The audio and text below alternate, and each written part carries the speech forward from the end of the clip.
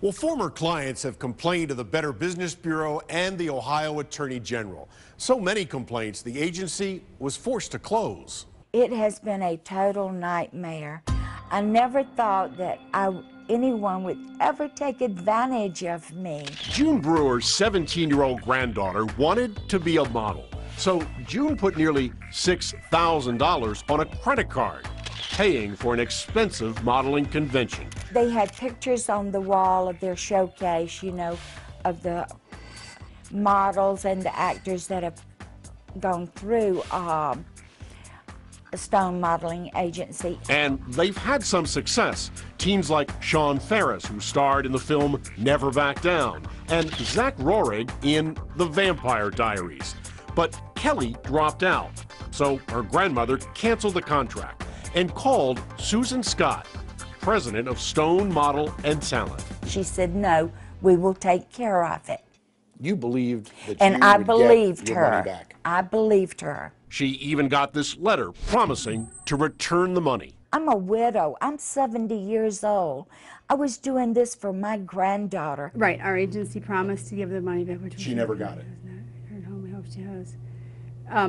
At that point, that's when Diane was doing, we were doing bad, I guess. The business was doing bad, and it was going down the drain. Scott's mother, Diane, was the general manager and owner. You admit that you promised to give her money back. Oh, yes, of course, yes. And I thought for sure I was going to be able to do that. But according to the Better Business Bureau, Stone Model and Talent was given an F rating. And a lot of that is due to having complaints that were initially unanswered by the company. A rating Diane Runzer believes was undeserved. I took care of everything. I answered every one of the complaints, to either, even if the person wasn't satisfied, but I answered them all. Lakeisha Denard complained that she raised $438 in a fundraiser, selling popular candles like these, paying for another modeling convention.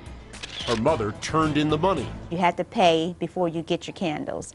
And we took it to Susan Scott. And this letter confirms the order has been placed and will be shipped. She was on top of it. It was being taken care of. The candles will be in the mail. You know, it's coming straight to my house. But despite raising the cash... No, we never got the candles. But when we asked about the candles, Susan Scott insisted... There is the candles. We have candles here for Lakeisha Denard, is that correct? Yes. Well, how come you haven't given them to her? She's never came to She's pick them up. repeatedly called you. No, and that's not true. That's not true. Stone Model and Talent eventually went out of business. Meanwhile, Susan Scott opened a new agency, this time calling it Ohio Model and Talent.